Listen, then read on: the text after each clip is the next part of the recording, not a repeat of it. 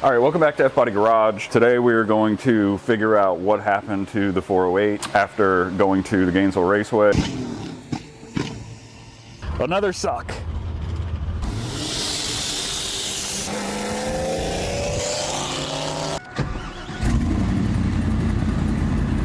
You hear it?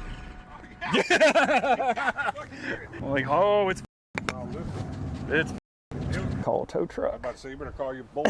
After my first and only run, Jeff scanned it, looked at the data log, and it looked like on the launch, all the oil got pushed to the back of the pan, starved the oil pump, and now we have probably, what sounded like rod slapping in there. So, obviously it starved the bearings, and I'm afraid of what we're gonna find.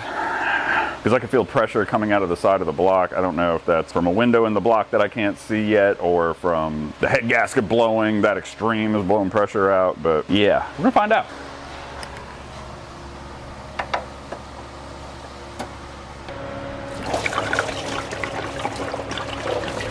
I have to say, even though I blew up my motor, ooh, God, that's milky. Even though I blew up my motor yesterday, it was still a good day. We got the two-step figured out. The car launched really hard, felt amazing coming off the line. And the reality is, I've blown up a million motors. Like, it sucks, but I'll be back, Yeah, there's definitely water coming out. Okay, yeah, what's next? Yeah, I don't know if I'll be able to get this on the video, but that's milky. But yeah, so yesterday was, besides the motor exploding, was a great day. I got to get, feel that feeling that we all look for when your car launches really hard and you feel that G-force. You get pushed back into your seat. I had my friends come out and hang out and help me. Of course, my car blows up on the side of the road and, they were there. So we got to hang out and joke around. And I always try to look at this stuff as like a learning experience. Because the reality is, if you want to go fast, you have to push your car to the limit. And when you push your car to the limit, you increase the chances of blowing your engine up. But, that's part of the pursuit. This is how we learn. There's a little bit there. Yeah, you can see it on the bottom of the baffle there. I don't see any pieces of metal. No pieces of anything. No cracks. If there doesn't feel like any bent push rods, doesn't mean there isn't, but it doesn't feel like it anyway. Come on, get the fuck. That one looks the same.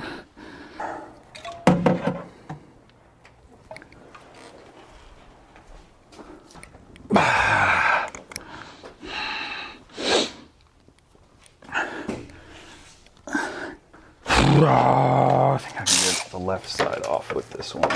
So just the back one that I can't get. One of these is a pain. Yeah, it's that back one. Of course. Now, loose bolts will definitely cause that pressure feeling, but that's not. Bye, bolt. I don't know where that went. Gone forever, maybe. I don't know.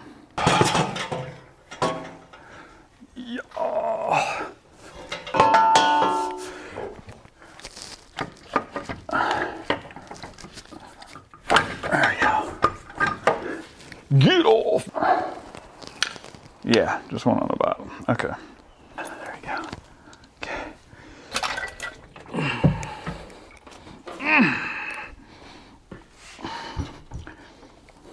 No physical damage. Rings are there. That one moved a little bit, but it doesn't look. All right. We got some metal shavings there. Doesn't look like damage though. Like what? Where did that come from? I almost wonder if that's from the gasket. Okay. Yeah. No. Yeah, everything feels fine. Huh. That's really weird. I don't see anything, man. I don't see anything. That's good. That's actually great, that means that none of the cylinders are damaged. It doesn't look like there's any damage to pistons, at least on this side. So, yeah, let's keep moving. Let's take out the other side. No physical damage anywhere. All right, let's turn this thing over and see if there's anything that we're not seeing.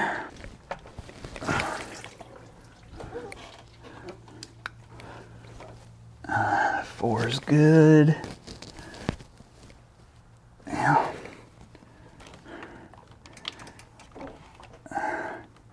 All the way down. Yeah. 4 looks good. Yeah. Okay, well. All right, so it looks like the cylinders are good, pistons are good. It's crazy, man. It's crazy. So again, best case scenario for the top end. No damage to the heads, none of the valve train, top of the block, all looks fine. Yeah, and everything looks good on top. All right, so it's starting to look like we may have gotten off lucky here. As I was taking the motor out, I noticed that the driver's side header bolts were like hand tight, and I used a like multi-layer steel gasket on the passenger side, but I lost the one for the driver's side, and so I used this cheap, you know, like one you'd find from like a Felpro or something, you know, it's like the composite one. And with those, over time, you have to like tighten them and tighten them and tighten them. I don't know if it was that or if I just hand tightened and forgot somehow to tighten that side, but all those bolts were loose. So that the pressure that I was feeling coming off the motor, which I thought maybe was like a hole in the block, that may have been, you know, header may have been away from the motor far enough that it made it sound like it was knocking when it wasn't. It was just echoing, you know, all on that side because we only heard the noise on the driver's side. So we may have gotten lucky here. I took the motor apart. All the bearings look like new. There's a couple that are like, I have a couple little scratches in them. Normal, you know, wear and tear. I mean, nothing is like you can barely feel it with a fingernail kind of thing. We did need to take it apart anyway. That's why I kept going, because I do want to put a baffle in the oil pan so we don't have this issue of starvation anymore. The head gasket did blow though. And so again, you know, we still needed to take the motor apart. I'll show you what I found here. So this is the first time using this SCE cut ring head gasket. And as you can see, you know, you have these rings that seal in place individually over the cylinders, and you can see they bite into the head so that you get a really good seal and so that they don't move. Now, all of these have that seal. Let me spread these out a little bit so I don't get these messed up. All these have, you can see, you know, the perfect ring around each one. Then you come over to this side. All of them, same thing, except for this guy right here. You can see how it's widened down here. It's actually moved and it's made this oblong. So somehow it's actually deformed this seal, this cut ring, and obviously that has to be, you know, the one that was leaking. Kind of curious if any of these other ones have moved. I haven't taken the side off yet. This is the side that was damaged. Ooh, don't get lost, come on. I'll keep these things numbered. Okay, now, I mean, it looks like they all, yeah, all of them bit and stayed. So it's just this guy right here that actually moved. But yeah, I want to keep taking these apart, check the head gasket and see where and why, you know. But it's an interesting gasket. When I was holding it originally, installing it, I didn't realize the material. I mean, I thought it was just one of these, you know, like fibrous gaskets just to cover water pressure, not cylinder pressure. But you can actually see, you know, the metal inside it. So it's just like basically like a Felpro head gasket, like one of the old school ones. So, let's see if there's anything obvious on this side. I mean, it doesn't look like it. And usually when these things leak, they usually leak in here. And because of the design, it actually keeps that from happening. Well, supposedly. I mean, one of them moved, so I don't know. And maybe, you know, I mean, I did have to use copper spray. Well, no, but then why did it only leak on one? So I had to use, I don't think I showed this in the video. Yeah, because this is the one that I couldn't post when I was putting it together. So typically when you put these together, every video I've ever seen is of somebody that has the engine on an engine stand. The head is perfectly straight up, has the head studs in it. The head gasket has been dropped in, the rings are placed, and everything's, you know, nice and uniform. And then you drop the head down on top and torque it down. So that's fine and dandy unless the motor's in the car. The motor's in the car, you're screwed. The reason why is because when it's at a 45-degree angle, you know, figure the block is going to be at a 45-degree angle. You have to stick this thing in here. The front, where's front? That's front. You have to stick this thing in here. And as you can see, just holding this, it's sticking up a little here, sticking up a little here, sticking up a little here. Like that's how it sits in there. And so these rings, what's this one?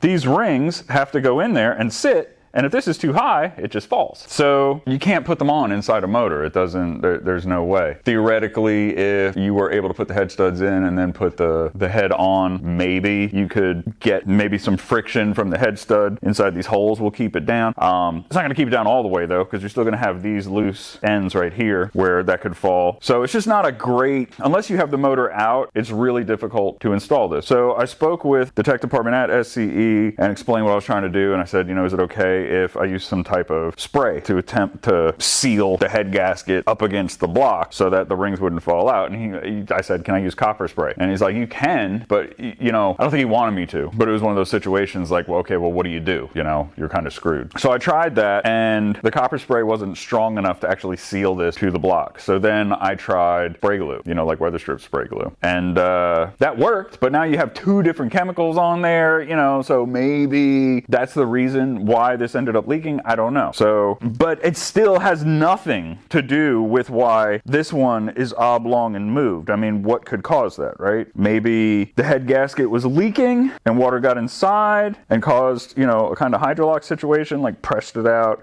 or maybe from a backfire. But the thing is, like, it's made to handle 35 pounds. So we were pushing 18. So I don't know. So I'm going to call their tech department and explain the situation, see if he has any ideas about like moving forward. I do have to have these resurfaced. I got a bunch of seals and stuff I got to order. So I'm going to go ahead and do that. And yeah, and we'll stick it all back together, you know, and hopefully not have this issue next time.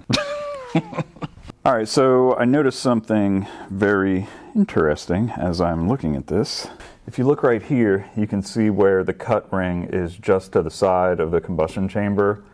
And here, it's actually inside the combustion chamber. And it's like that on all of them. So, there's our head gasket leak. So the combustion chamber is like, I think it was 4.115. The cylinder bore is 4.030. The cut ring is 4.150. So the cut ring is slightly bigger, like just slightly bigger than the combustion chamber. We may be able to finagle it and get it on there. The problem is, since the combustion chamber is bigger than the cylinder, you actually lay these down on top of the block when it's flat, aiming like straight up. And so you can get it perfectly centered on top of the cylinder, but you can't get it perfectly centered on top of the combustion chamber. Bringing this over, like, I mean, you're talking like this has to come over like a hair, and I'm not sure how big you can go. I have been emailing back and forth with SCE. I'm still waiting on them to respond and tell me what their suggestion is, if I can go with a bigger ring. So I'm waiting on them to tell me, you know, what to do next here, and haven't had an answer yet. So I was hoping that, you know, in this video this week we'd be able to have the engine back together. We'd be able to, you know, figure out what's wrong and then get parts, put it back together. I have everything to put the motor back together.